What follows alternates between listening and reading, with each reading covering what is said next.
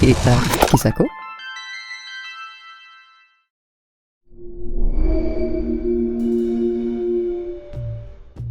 Les ondes gravitationnelles, mais qu'est-ce que c'est? Une onde gravitationnelle correspond à un déplacement de la force de gravité, comme la lumière est une onde électromagnétique. Mais qu'est-ce que la gravité? C'est Isaac Newton, en 1686, qui va donner un premier sens à la gravité avec sa théorie de la gravitation. Il émet l'hypothèse que la gravité est une force qui attire les objets en fonction de leur masse. Seulement, en 1916, Albert Einstein va révolutionner notre façon de percevoir l'univers en donnant un nouveau sens au mot gravité dans sa théorie de la relativité générale avec une équation. Il décrit la gravité non plus comme une force, mais comme la forme géométrique de l'espace-temps. L'univers peut être visualisé sous la forme d'un tissu élastique avec 3 dimensions spatiales et une dimension temporelle. Tout corps possédant une masse va déformer la géométrie du tissu de l'espace-temps. Les étalons de référence de distance et de durée dépendent de la déformation locale du tissu. Et inversement, une déformation dans l'espace-temps dicte le mouvement des corps. Les trajets les plus courts seront alors des courbes épousant la forme du tissu. Ainsi, la Terre se déplace au plus rapide, mais comme la présence du Soleil courbe l'espace-temps, la Terre suit la ligne courbée la plus directe qui correspond à un mouvement presque circulaire autour du Soleil. Seulement voilà, une singularité dans l'équation d'Einstein est pointée du doigt par les mathématiciens de l'époque. Celle-ci indiquerait l'existence d'une déformation si forte que le tissu de l'espace-temps serait tendu à l'infini. Ce phénomène serait rendu possible par des objets compacts, c'est-à-dire des corps de petite taille, mais ayant une masse très élevée en comparaison. Rien ne s'échapperait de cette sphère mystérieuse, ni même la lumière, ce serait un trou noir. Alors qu'au début il n'était qu'un problème mathématique, on s'est aperçu que de nombreuses situations extrêmes dans le cosmos comportaient un trou noir. La mort d'une étoile massive, le centre des galaxies, et peut-être même l'univers primordial. En comparaison du Soleil, un trou noir peut être 8000 fois plus petit et 30 fois plus massif. Si on pouvait prendre une cuillère de cet objet compact, elle pèserait près de 10 milliards de tonnes. À l'approche de ce trou noir, la déformation de l'espace et du temps est tellement altérée que les objets et la lumière y sont engloutis et que le temps s'écoule extrêmement lentement du point de vue d'un observateur lointain. Et donc, l'univers n'est pas régi sous une horloge universelle, comme le pensait Newton, mais chaque partie de l'univers possède son propre temps. La coalescence et la fusion de 2 objets compacts, tels que les trous noirs, engendrent une suite de vagues déferlantes sur le tissu déformé de l'espace-temps. Ce sont les ondes gravitationnelles. Leur passage entraîne une distorsion de l'espace-temps sous la forme d'une contraction suivie d'une dilatation qui se propage à travers l'univers à la vitesse de la lumière. Seulement, depuis la Terre, nous sommes tellement éloignés de la source que les effets ne se font ressentir qu'à l'échelle de l'infiniment petit. En 1974, Hulse et Taylor démontrent par des mesures indirectes l'existence des ondes gravitationnelles.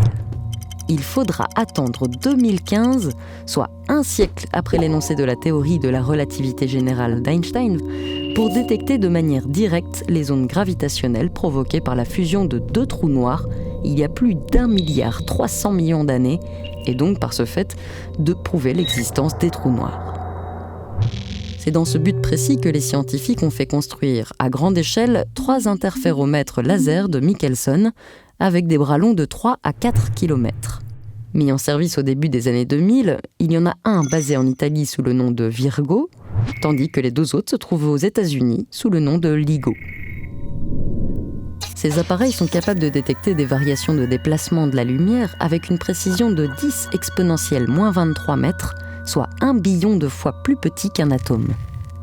Un faisceau lumineux est envoyé via un laser sur une lame séparatrice qui va diviser le faisceau en 2, chacun allant vers un miroir différent. Après avoir été réfléchi par les miroirs, il se rencontre à nouveau au séparateur avant d'arriver au détecteur.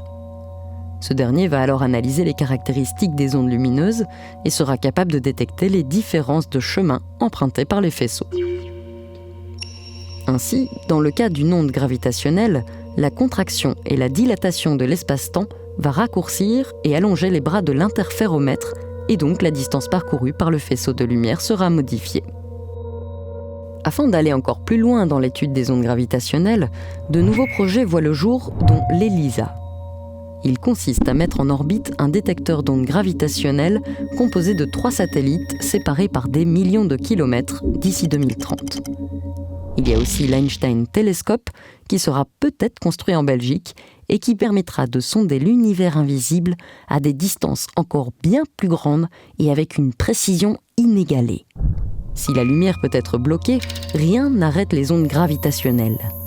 Leur étude permettrait alors d'accéder à des recoins de l'univers encore inaccessibles. Ces futures technologies devraient nous aider à mieux appréhender la formation et la structure des galaxies et de leur trou noir central, mais aussi l'évolution des étoiles, l'existence de trous noirs primordiaux formés peu de temps après le Big Bang, et pourquoi pas la structure et la nature même de l'espace-temps. D'autres types de détecteurs d'ondes gravitationnelles sont envisagés en utilisant par exemple des champs magnétiques intenses. Comme ils peuvent aussi servir de générateurs d'ondes gravitationnelles, cela nous amènerait un jour peut-être à produire et étudier en laboratoire des champs gravitationnels fabriqués par l'homme. À l'université de Namur, on s'est concentré sur un vieux problème dans la science des ondes gravitationnelles, qui était leur fabrication en laboratoire et donc l'émission d'ondes gravitationnelles avec des sources humaines et la détection de ces mêmes ondes. C'est un vieux problème parce qu'il est techniquement très difficile. Tellement difficile qu'on a préféré, dans la science des ondes gravitationnelles, se concentrer sur la captation des signaux venant de l'espace qui sont plus puissants. Maintenant, les techniques qui ont été développées nous ont permis de reprendre le problème et de modéliser des nouveaux détecteurs à ondes gravitationnelles et de déposer en fait 2 brevets qui sont des dispositifs originaux d'antennes à ondes gravitationnelles pour la génération de ces ondes en laboratoire.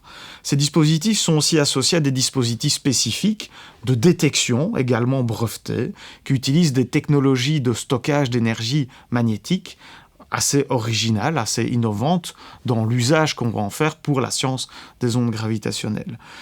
L'idée derrière ce brevet, c'est d'essayer d'avancer sur ce problème du contrôle de la gravitation en laboratoire, c'est-à-dire de la fabrication de champs gravitationnels, d'ondes gravitationnelles en laboratoire, d'abord pour tester cette science qu'on n'a jamais faite, à part avec des signaux qui viennent de l'espace, on l'a jamais fait avec des signaux du laboratoire, et puis peut-être un jour, ça c'est le vieil objectif de cette question-là, peut-être communiquer avec des ondes gravitationnelles, comme on le fait avec des ondes électromagnétiques, ce qui demandera un développement technologique tout à fait intéressant et potentiellement très porteur.